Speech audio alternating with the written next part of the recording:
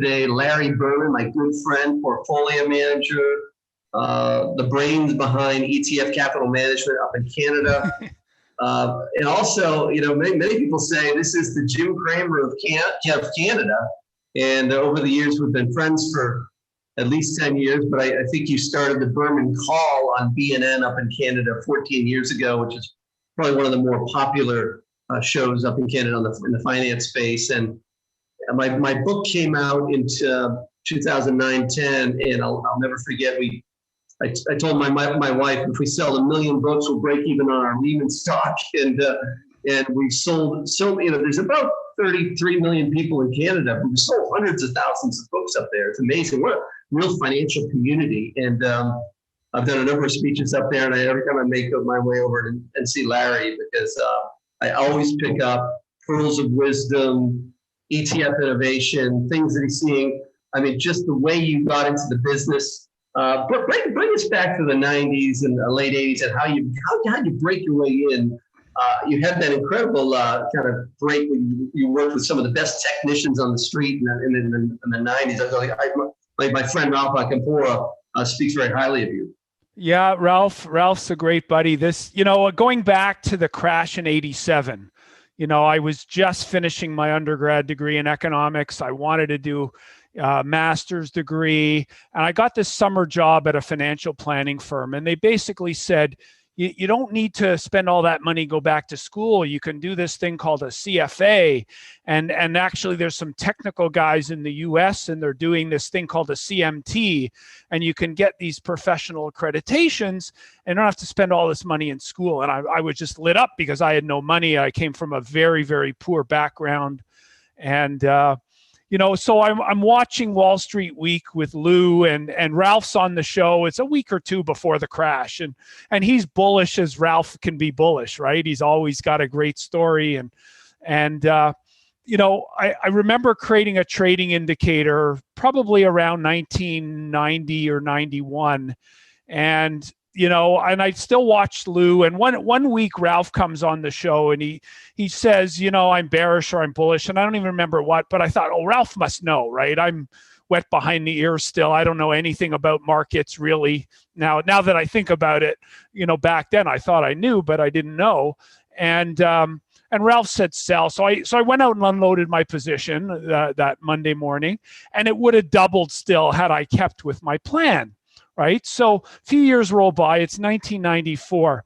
The Market Technicians Association, now called the CMT Association out of New York, had this internship program, and I applied, and I got it, which was great. I got to spend the summer on Wall Street working with all the top guys. Alan Shaw updated his point and figure charts by hand, back then. And with Ralph, Mike, the late great Mike Epstein, was, got me onto the New York floor, and I got to spend time with a market maker.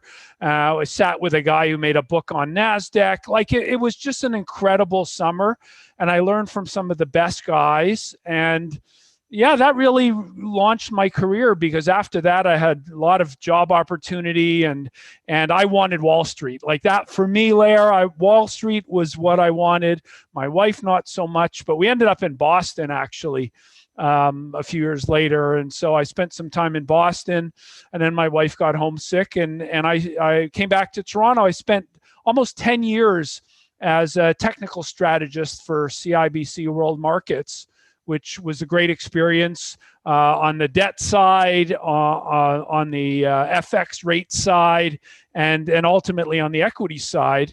And 14 years ago, we launched this brilliant thing here called ETF Capital Management. And I was telling you the other day when we were chatting, ETFs started in Canada. And when I was a junior guy at Burns Fry, which is now Nesbitt Burns, back then, I was one of the first guys who were trading these index participation units. And I had this dream one day that these were just going to be great for asset allocation, right? They were just going to be great tools for us to move money around. And so when we started our business, the name was obvious, ETF Capital Management. And, that's almost 35 years rolled into a couple minutes. Are you I said, I think out of the different portfolios, is it all passive or all active, or do you have a mix of portfolios? Yeah, it's all active, tactical, active, and so the focus for me has always been risk-adjusted returns. Everyone looks at you and say, "Well, how'd you do?" Nobody ever says, "How did you do adjusted for risk?" Right? Yeah. So we partnered with Bank of Montreal here years ago, and we launched some funds with them, and they've done very well. And so the Lipper organization gives out an award, and the award is given to the funds with the best risk-adjusted returns. So, thank you very much, William Sharp and Harry Markowitz, for your brilliant mathematics. Now, thanks to Jay Powell, none of that stuff matters anymore because there's no free and open markets like price discovery and value, and none of that stuff is real anymore. But risk-adjusted returns is what we specialize in, and just trying to deliver a great Sharpe ratio. And I nickname them sleep at night portfolios because you get that northwest shift, you get that higher average return with less standard deviation, and I think that's a lot of what our business is about. We just do it with ETFs. Excellent. And how do you break in? You develop the relationships with the banks up there, and then were you able to integrate into the United States, or like how do you work between the banks and the U.S. markets? Yeah, so right now we don't have any product or anything we sell in the US, but the US is about 55% of the world index. So the US drives the bus, right? So in all our portfolios that are global, Canada's 3% of the world, right? Yeah. So we're a tiny fraction. So, as a Canadian investor, looking out globally is a huge part of what we do, and all the funds are global. Global balanced, global yield, and global growth are the three funds that we've partnered with Bank of Montreal on. And then we do a bunch of custom portfolios for high net worth clients. And we really look at delivering, superior risk-adjusted returns. That's the focus for us. And so now, looking at the Fed yesterday, and you and I have been talking about this for quite some time. So we had this dynamic where in the spring of, I think even February, March, you were very bullish on gold when I spoke to you. The Fed really caved to once again, and then really dramatically pivoted. And, they were so aggressive with QE at the time. It was all fiscal, no vaccines, and gold flourished, right? And then the other commodities, copper and oil, suffered pretty much most of the year. And then all of a sudden, most of the investment community was overweight gold and really underweight oil and underweight copper. And then all of a sudden, the perception was that at least we would have one more round of fiscal before the vaccine. So if we had the original round, the close to 3 trillion fiscal round in March, April. And then the perception in the street was we would have one more healthy round before we got the vaccines. And then that all collapsed in September, October, when Mnuchin and Ms. Pelosi, had failed on the runway 5 or 6 times. And lo and behold, we had the vaccine. So then gold goes into a capitulation selling process, and a lot of people gave up on it. You made the point to me that most likely this was just a rebalancing in the commodity market, not a 2011, 12, taper worry. And because that was the big thing in 2011, 12, 13 was when you have a big bull market in gold and silver, the perception of the Fed unwinding policy will really crush metals. And this was, your point was, this is much more of a rotation than anything else. Yeah, no, absolutely. I mean, the fundamental reason you own gold has to link to interest rates, of course. Real yields gone negative, and I look at that as a driving factor. Obviously, the currency side of things is important too, but it's really the negative real yields and the low real yields overall. That fundamental story isn't changing. I mean, you think about, you've got $18 trillion now plus in negative yielding debt. Larry, the world is so fragile. Like, Think about what that means. Think of when we had these taper tantrums in 2013, when we had Powell say, listen, the balance sheet is on autopilot, we're good. The equity markets had a stroke, right? So they're never going to let that happen again. And the degree of moral hazard that's in the system today is catastrophic, right? But that doesn't mean they're not, it's not going to keep going. So we're blowing this bubble. I have no idea when it's going to end, but boy, when the next policy mistake comes, if they don't keep doing more and more, the equity markets, then have their correction and the Fed steps up again. How do you get out of this? Larry, that's the fundamental reason why gold is still going to work. Notwithstanding these 2-3 month periods, however long they last, where you get these corrections. So you trim a little bit. I love your style, add a third, take away a third. It's about managing the position, right? So we do this, we do the same thing. But when I think about, level of conviction, there isn't anything that I'm more fist pounding positive on is gold, and that this trade potentially has years to come. It's going to have its correction because nothing, goes in a straight line. But until the fundamental reason has changed, in 2012, 2013, the fundamental reason changed, right? And I'm not a gold bull, right? I was invited, Larry, to speak at the Yukon Gold Show. So, I do my show on BNN and people are watching. So the guy who runs the Chamber of Commerce for the Yukon up in Dawson City. Okay. So this is if you've ever been to Dawson City, this is 1890s.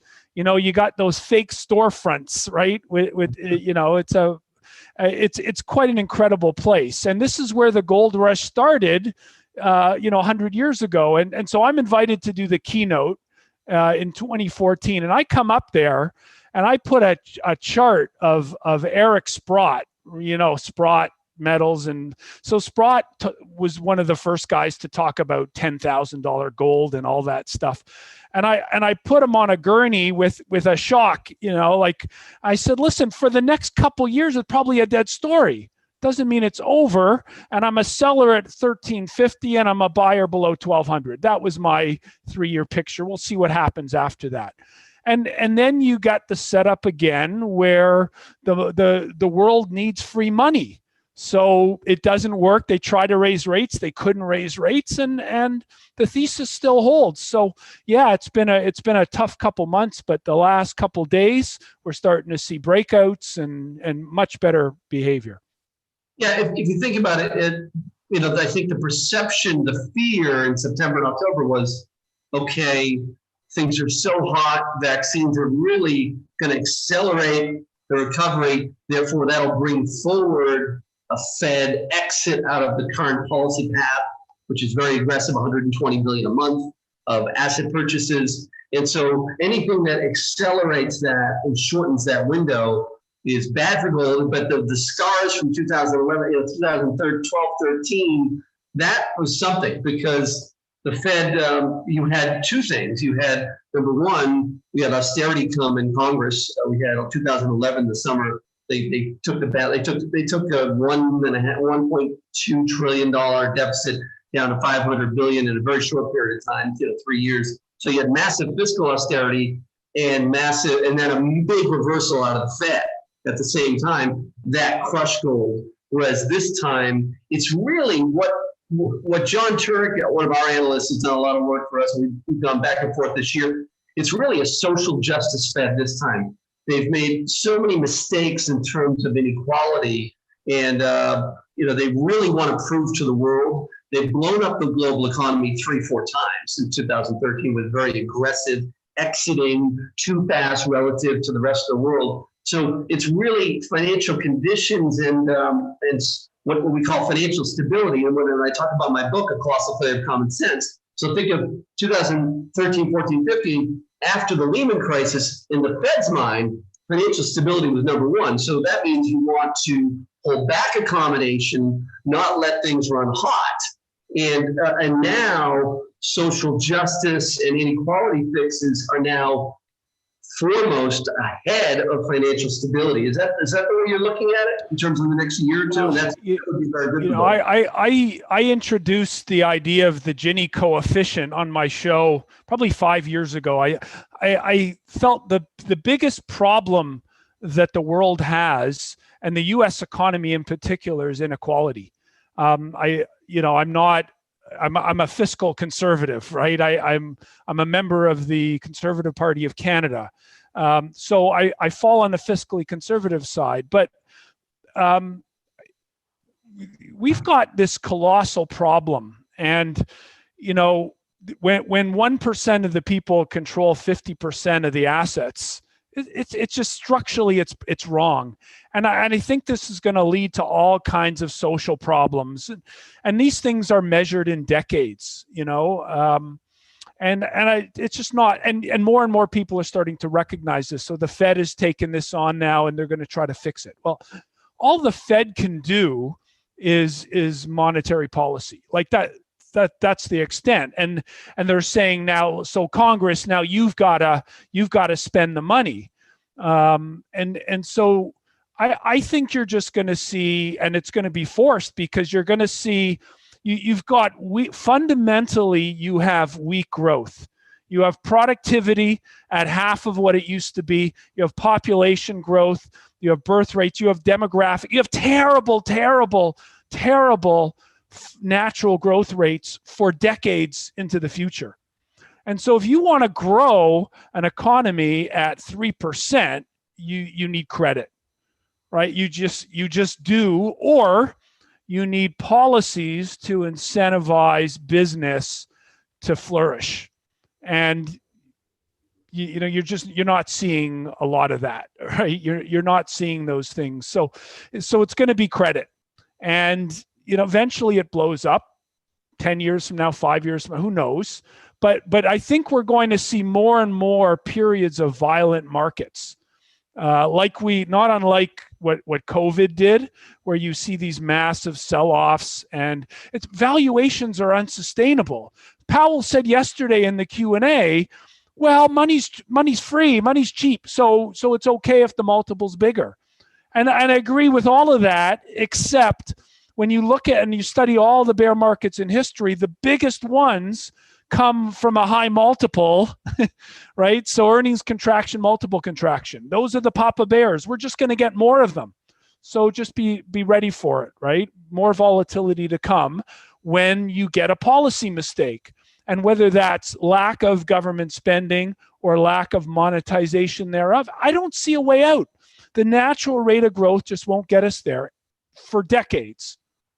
and I hate to be a downer about it, but that's the way I see it. So gold. The street's looking for 6%, anywhere between 4 to 6% growth next year because of the vaccines, and basically pulling forward a lot of demand because so many people haven't traveled this year. Lair, balance the budget and tell me what your growth rate is. The deficit is 10% of GDP, and you're talking about 6% growth. That's a loss. That's bad. That's fundamentally bad. The balance sheet keeps getting worse and worse. Yeah, right? Your growth is behind your natural deficit. It's bad. It's bad growth. It's growth, but it's bad growth at the expense of a decaying balance sheet. So MMT is the future. And as a fiscal conservative, Larry, it makes me ill. but that's the future. That's the world we're heading into. I don't see any other way out. And I love to debate this topic. I love it. And I welcome the debate because it's needed. Yeah. Well, let's bring in the slides. I want to bring in your first couple of slides now. But we'll get into negative real yields, which is the key really to the gold trade and a lot of trades in the commodity space. First and foremost, Larry Berman and I are old friends, a decade now, and when Larry comes into New York, we always grab a bite to eat, and when I'm up in Toronto, so this is just two old friends having a conversation on the web. This presentation is for educational and informational purposes only. It has been compiled and arrived from sources we believe reliable, but no representation or warranty, express or implied, is made to its accuracy or completeness. And all that means is we're here to share kind of our experiences. We're going to get into so I think most important, the most salient points in the market today. Let's bring in that first slide. You must have a good lawyer. That's pretty good language. Well, I have a lot of good friends and good clients, so they've shared a lot of very valuable tricks of the trade. But okay, well, first of all, this is one of our analysts has been working with the parallelogram for over a decade now. And one of the things that we look at is that type of, you've got an internal parallelogram. But as you can see there, that from May to July, you had a real bull market in gold. And that was, once again, fiscal policy running the show with the Fed with their foot on the 10-year. So real yields went massively negative from minus 40 bips to minus 110, 111. And so because fiscal was really running the show, there were no vaccines, and the Fed was holding down 10s, negative real yields went much more negative than people expected in that short period of time. And then as the summer came on, vaccines came in late October, early November, and then we had this rebalance in the commodity market. Larry, what is this telling you here? You see a breakout out of the bear market, lower parallelogram break, and now up to the upside. This to me speaks to a 10-15% move higher in gold. Yeah, one of the things that I've learned about charts and looking at all kinds of patterns, and sometimes you got to redraw the lines. So you never know for sure on a breakout on something like this, but again, fundamentally, the thesis to me is still, and we talked about, is very bullish. So when you break to the upside on a bullish pattern, it's probably going to continue. We saw something similar. You go back a couple months there. I think if you look at that spike, I think it was in September, and that big sell-off in gold, if I'm not mistaken, that was around the September FOMC. And I think, at that point, Powell was asked about, the Fed's commitment, and he said, well, we could do more or we could do less. and when he was asked about that yesterday, it was, we could do more, we could do more, we could do more. So I think this time it goes because I'm so glad you brought that. You just nailed it. It's basically more and more now or more or less in September. And you can see right there on the chart that is a big break candle to the low side in September when he said he opened up the door to pulling back a combination. Right. And the markets were upset for a couple weeks after that, and gold and all assets really. So, again, moral hazard. I look at a chart like that and I say moral hazard, and they can't get out of this. So, forget these little patterns and the little noise. The trend is still very, very bullish. And yes. What's an upside target? Who knows? This is as good as any projection. You go into the first half of next year and you talk about new highs and maybe 22, 23, 2400. And that seems reasonable to me. If you go back and you inflation adjust the old highs going back for a number of years, you come up with those numbers for some time next year.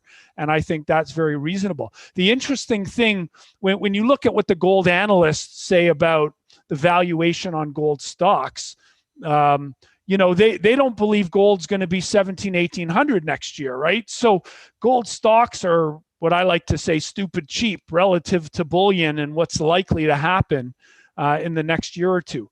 There'll be a point, whether it's mid next year, late next year, or 2022 sometimes, where the Fed will say, okay, it's time to pull back again, and then we'll see what asset markets do. But this negative real yield chart, red line here being the real 10 and spot gold, there isn't a better correlation. The other thing that moves gold, of course, is the US dollar. but the correlations are spurious there. Sometimes it's positive, sometimes it's negative. And you can see that in the Dixie on the bottom of the chart there. Sometimes it's positive correlation, sometimes it's negative. It's the negative real yield, to me, that's the driving factor on bullion right now. Well, walk us through, for the beginners out there, really simplify, what is a negative real yield? So you take the US 10-year spot yield, 90 basis points right now, and what's the rate of inflation, and you subtract the two, and you get negative 1%, right? Exactly. If you take the entire, Bloomberg has a great index, the World Bond Index, every bond layer that trades in the world, every bond that crossed your desk when you were at Lehman, like the yield to maturity of the world is 1.2%. And the inflation rate is, well, what is it? 1.5, 2.5, 3.5, depending on where you are in the world. So the entire world of fixed income has a negative handle.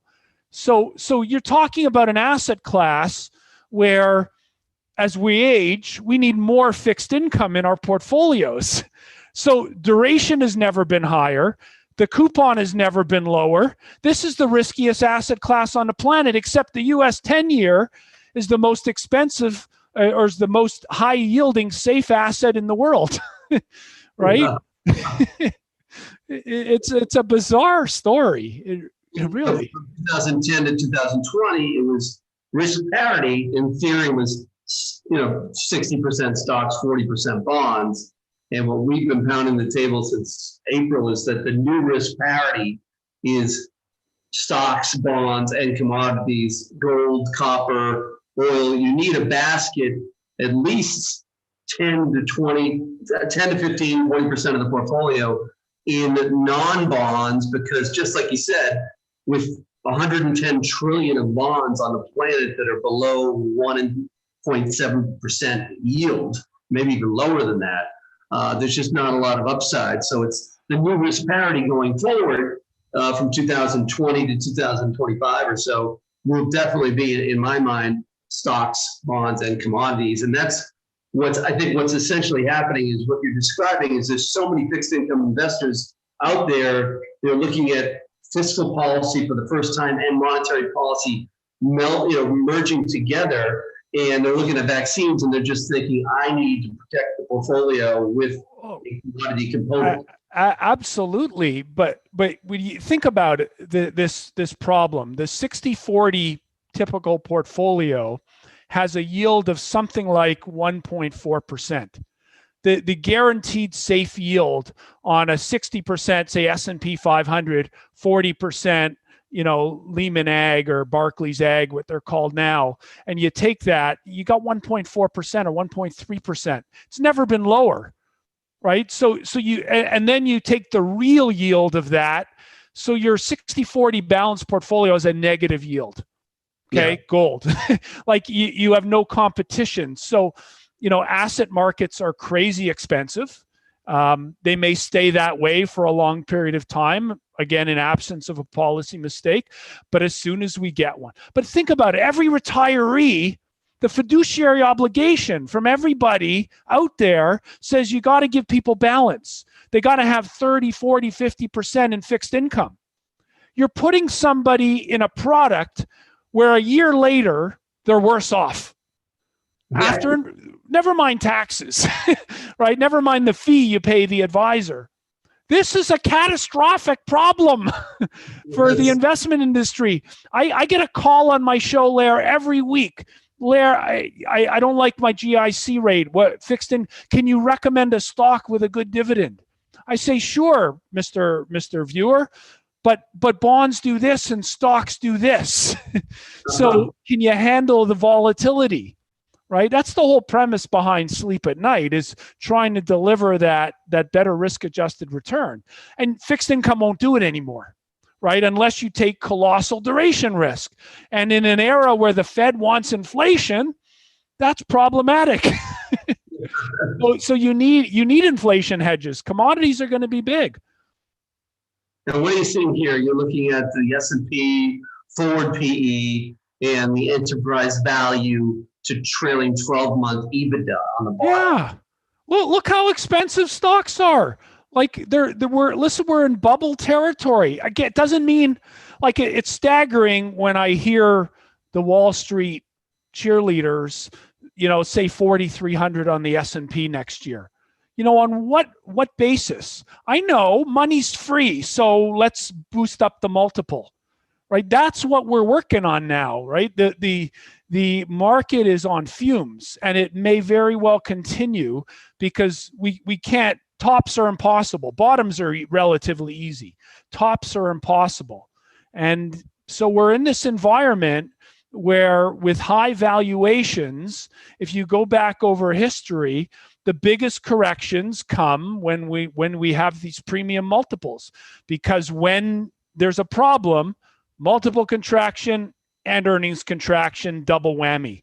So we're going to just have more of that in the future, and bonds aren't going to be your safety valve. So I sort of hate to break that to you, just not, right? Because every year you're going to be worse off holding that fixed income.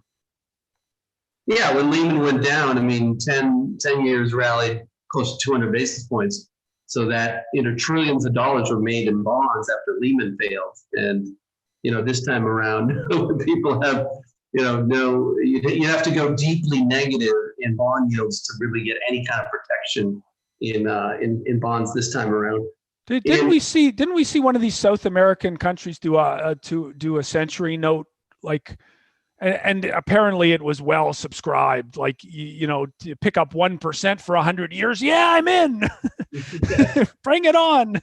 Well, a lot of those in Europe for sure, But in terms of the Fed versus the rest of the world, you've got a Fed now. I think the major thing that's going on in the market today is that from 2013, 14, 15, 16, and 18, the Fed was constantly more hawkish than the rest of the world.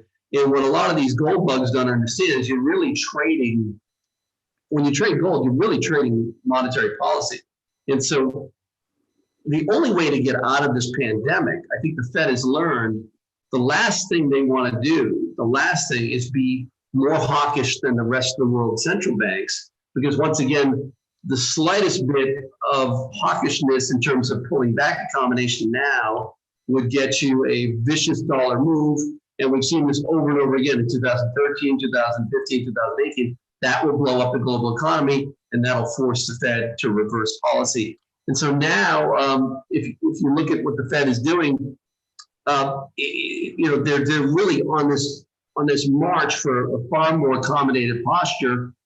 Doesn't that push capital out of the United States? Because the last 5-10 years, it's been hide out in the United States, because when the dollar strengthens, you want to be in U.S. assets. In emerging markets, commodities, rest of the world equities like the UK, they've all been dogs for 10 years. And so if the Fed is holding a kind of an inequality, social justice Fed versus being much more accommodative, trying to hold policy very accommodative, not hiking because they want to finally reach the poorer parts of the economy in terms of American middle-class workers. They're trying to support people that haven't been protected by monetary policy.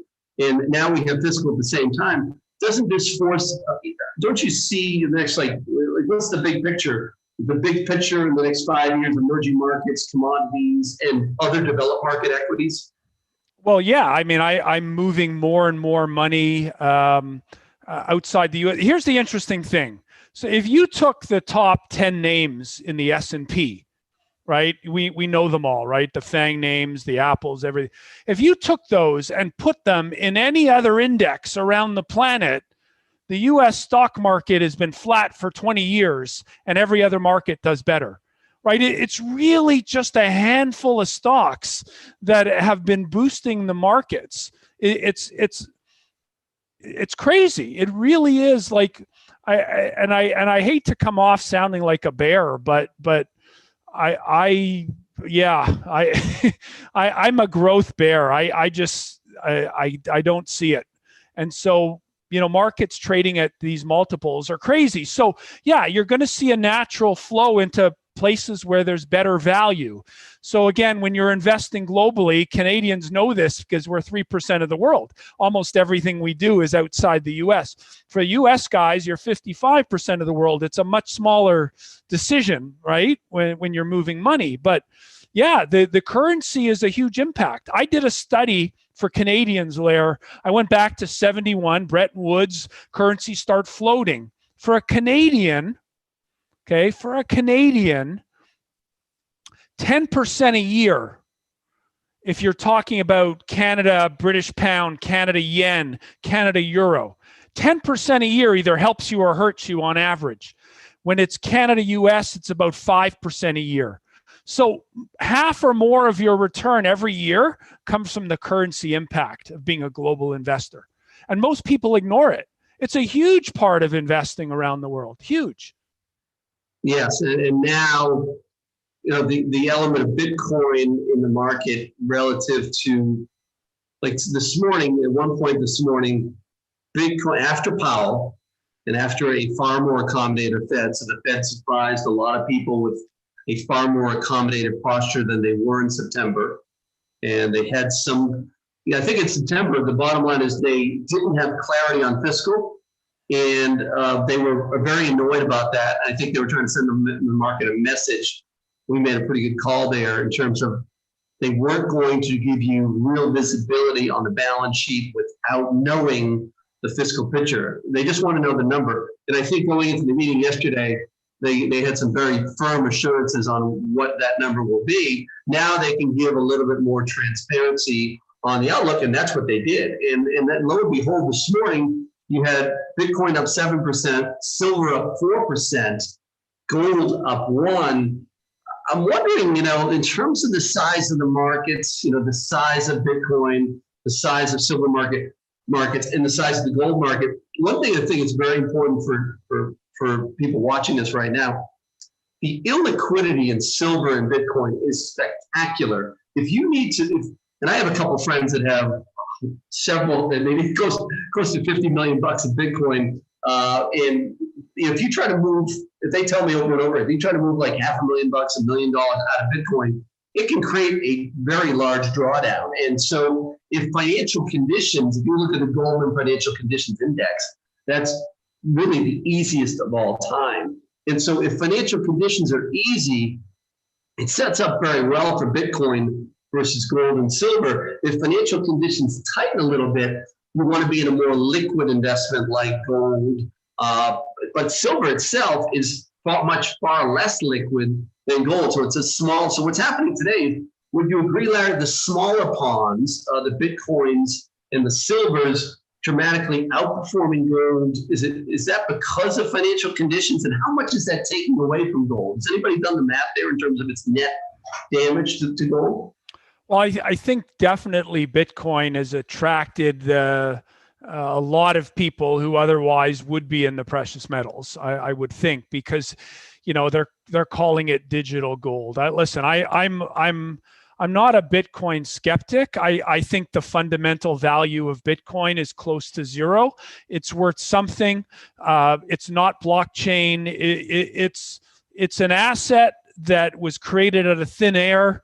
Very possible that someone could go in and change the algorithm to create more units. I don't know, but I ultimately think it'll be legislated away. So it's a volatile asset.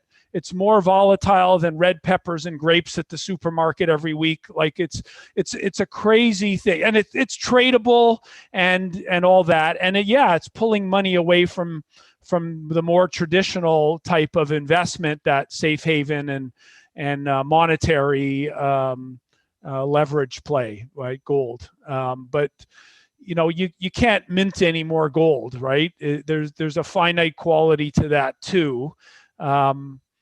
But yeah, Bitcoin's crazy. I who knows what it's going to ultimately trade at. I don't trade it. I don't endorse it. I get asked about it a lot. But yeah, and so to me, it also speaks to the speculative nature of what's going on in the world, and people looking for alternatives to traditional investments because of valuation. Like how do you fundamentally value Bitcoin? no cash flow, nothing like that. The same problem for gold and silver. Silver has fundamental demand, as electronics and we electrify the world, silver's got a natural demand for that. Gold really doesn't. And so silver might end up being the better investment as we move to electrification because of its principles in industrial demand. So the amount of pounds of copper and silver in an electric vehicle is dramatically higher than a traditional automobile. Absolutely. And gold doesn't have that. So it might lag from that perspective, but gold is the big brother. It's kind of like the Canada-US relationship. We see you guys as the big brother, and we're the little sister kind of thing. And so that's gold and silver, I guess. You think about it that way. One of the tricks of the trade that I've learned over the years, and I'm sure you have too, is so your faster money is in Bitcoin and silver, and your slower money, your more investment money, longer term investment money is in gold. And what we noticed over the last 2 weeks during that, maybe call it a month and a half, during that drawdown after the Fed disappointed in terms of expectations, they weren't as they didn't offer enough forward-looking accommodation in September. And then you didn't get the fiscal. Then vaccines jumped in front of fiscal. So that's just like a 1-2 punch to the chin of gold, right? Because you're getting a Fed that's not promising enough forward accommodation, and then you're for months the market's expecting more fiscal in front of vaccines, and then vaccines come first. So the entire commodity market had to rebalance in 2 weeks. But what I noticed about that, and we made this point in the Bear Traps, we have a chat with most of our business is with institutional clients. But the point that we made the last 3 weeks, a month, was that the silver and the junior miners were outperforming. So the junior miners were outperforming the GDX. So the GDXJ was outperforming the GDX. So that's the junior miners were outperforming. And silver was outperforming gold. So the gold-silver ratio in the last week or so broke a very key level. So silver is outperforming gold. And if we look back to 2011, 12, 13, as the gold bull market was really cracking and breaking down, those fast money assets started to deteriorate, and gold was outperforming silver, for example. Do you think that relationship tells you a little bit about the near-term look for precious metals? Well, it does, but also typically when the juniors start to lead, you're getting into a little later cycle, more of a speculative play. But you can look at it from another way around. Because the juniors are so leveraged to the price of gold, that would suggest that there's more confidence in prices rising. But that was true, when you talk about what's the break even on a gold miner, right? You're talking right now about probably 1,100 cash, right? Cash gold 1,100. So, we're not anywhere close to that. So the amount of leverage when things were tight back and gold is $1,200, $1,250. You're not, these gold stocks aren't making much money at that point, right? Now they're very, very profitable, and that's not in the stocks yet. So, and the junior ones even have more leverage than that. So the somewhat permanence of an elevated gold price is not anywhere close to being in these juniors. So I think that's gonna attract a lot of money. Okay, so here we have a real powerful chart, and this is U.S. option call volume, and you can just see here the speculation is off the charts. I mean, you're just talking about massive. I mean, this goes back to '92, and the SoftBank whale started this off, but every younger person out there, the Robin Hoods of the world, you just have a tremendous amount of people that are buying upside calls and really playing for that breakout. And this that call put ratio typically is we have our 21 Lehman systemic risk indicators. That's now, the put call ratio is now in a strong sell zone. In other words, takedown risk, because the ratio of puts to calls is probably at 10, I think very close to 10-year lows. But Larry, what does this tell you here? This tells you the inmates are running the asylum here. What does this say? I would say Robin Hood, right? It's a new investor to the market that is, used to sports bet, and they don't do that anymore. Now they bet on equities. So yeah, there's probably a lot of room here. It's unusual when we saw, the premiums on calls and the skew geared more towards the call side than the put side. Like that tells you there's something fundamentally changing about the options market, and the leverage that the call spread buyers or the outright call buyers have to the underlying market maker, and that delta, that leverage was massive. And so we saw that spike, I guess it was late August into early September.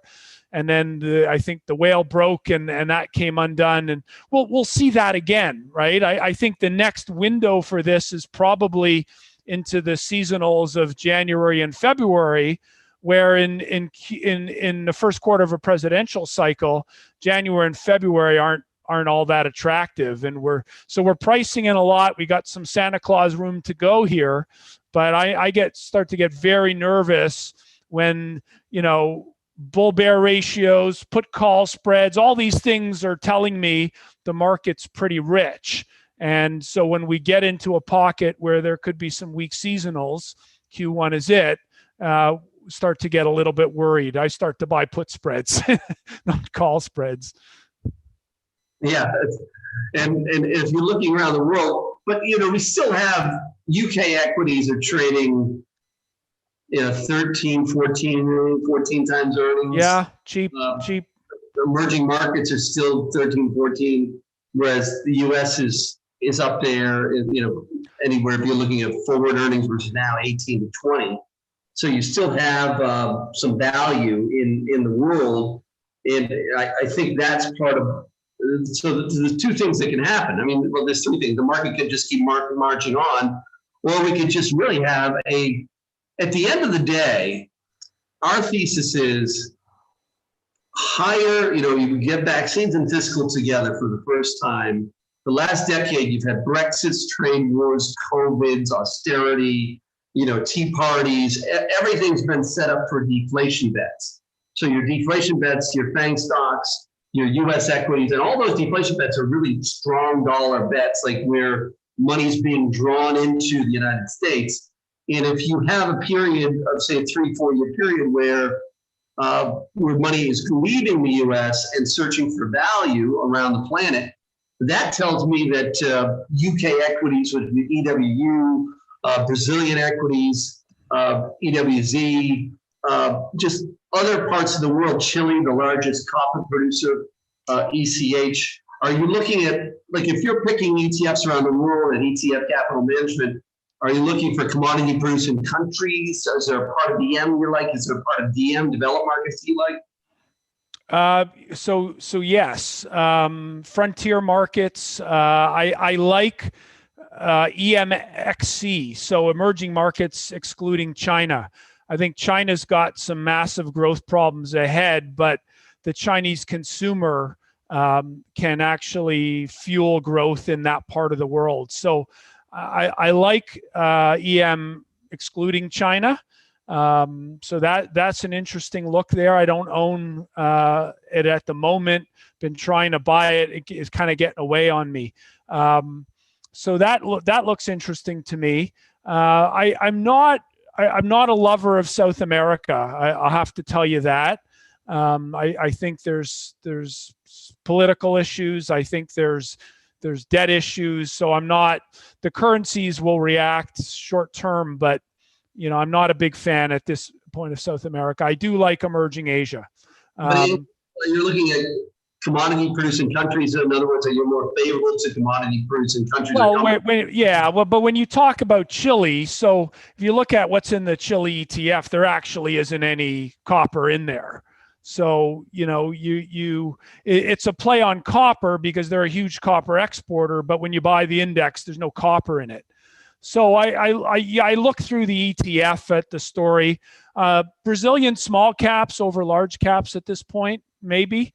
But I still think there's major structural problems in South America, and I'm not overly optimistic at the moment. One thing we've seen for years is that when you have an election, like take Brazil, I mean, you had the election in 2018. In the summer before that, you had a move in oil. Oil and the dollar can crush. And this is what this is part of the Fed's like massive, just idiot savant mentality. They don't understand the pressure they put on these emerging market countries. And we heard from our partners in Washington, ACG Analytics is fantastic. And they tell me that the pressure, the letters that the central bank, our Fed has received over the years, because if you have a Fed that's pulling back accommodation while oil prices are higher, as was the case in, like, say, 2018, then you've got countries like Brazil that they really don't have a rail system. They have to transport most of their products by truck, and similar problem in Chile and Peru, and so that creates a real big inequality problem because you have oil going up in price, dollar stronger, so the cost of energy, the cost of transportation dramatically increases, and you can see it in the polls. I mean, Brazil, Ciro Gomes, the left-wing candidate, really started to rise well ahead of Bolsonaro. Bolsonaro is more market-friendly in Brazil, and that had a huge impact on Brazilian equities. Brazilian equities were down like 40, 50% just because of the politics. So you're absolutely right. You've got to get the politics right. And that's where ACG Analytics in Washington has been very helpful to our team, because you got to know the election cycle. There's an election next year in Chile. You got to know when the next election cycle is coming in Brazil. And if you have a market unfriendly candidate that starts to rise in the polls, it can be highly driven by the Fed, and especially by oil prices.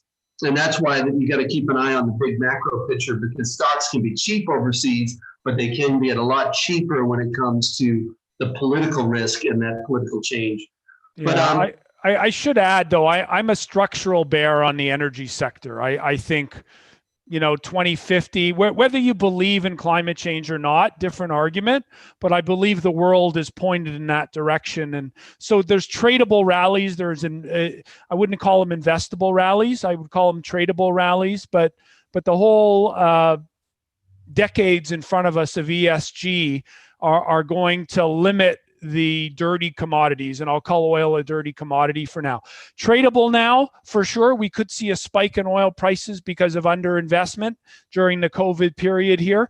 We could see oil get up into the 60s again some point next year, the year after. But that's a rally to fade, because every rally, kind of like interest rates, they try to raise them, they can't, they try to raise them. Oil's going to do that, I think, over time. And we're moving to a greener world, whether you believe it or not. That's my core belief. I love hydrogen. I love green hydrogen.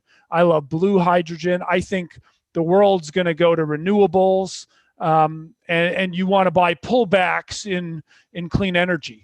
Right? It was different. The cost of photovoltaic energy compared to a decade ago, it's almost parallel with gas, right? Coal is gone. So we're moving in that direction. So tradable rallies. I'm long energy right now. I'm long XLE. A lot of the stocks that you always recommend, I play those too. So I'm long for a trade, but I'm not long for an investment here. So that's kind of my energy thing. And that limits my Brazil, right? Because you think of Brazil as $70 oil under the ocean. That's what I think about Brazil, how I think about them anyway. The counter-trend rally. Our thesis was that ACG Analytics did a great job. ACG pounded the table. They're our partner in Washington. In October, they're like, we're going to have a very close Senate. It's not going to be a blue wave.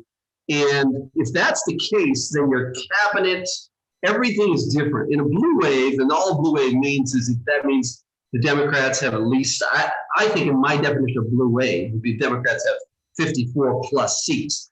But once you get in that 50-50 realm, then what happens with politics is the Green New Deal bear case for oil was so well known and so priced in, and then all of a sudden you get a Senate that's 50-50. Now we have a decision in Georgia in a few weeks, but net it's still going to be close to a 50-50 Senate. So that gets you a short term, like a 1 year window, where the bearish case for oil isn't as bearish as people thought. Plus, vaccines accelerate demand. I think the summer of 21, I think just our little company alone, our travel budget went down 90% on the bear trap. We usually visit, we have clients in 26 countries now, the bear trap support, and we literally are probably in 30 cities a year. And this year was nothing. So our travel budget was down 90%.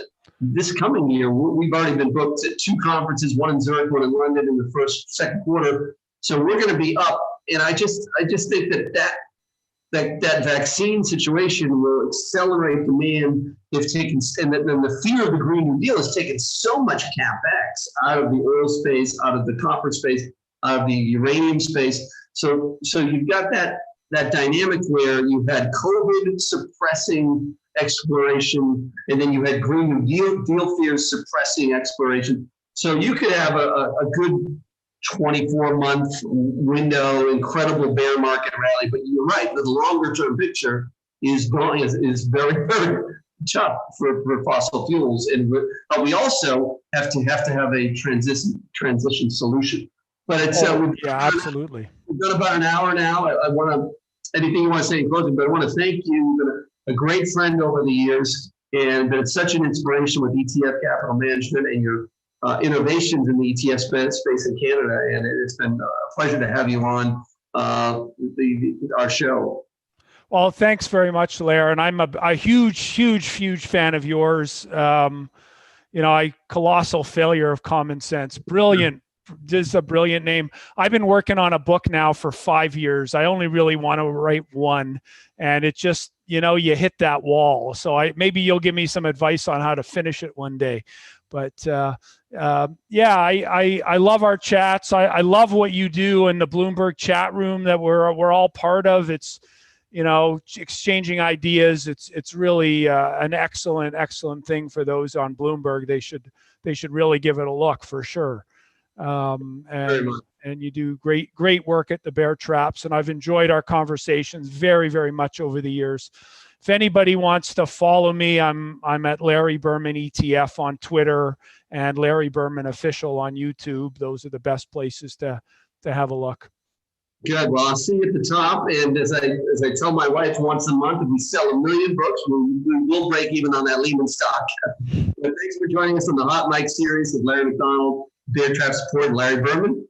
On to next time. Have a great day and a great evening. Bye-bye.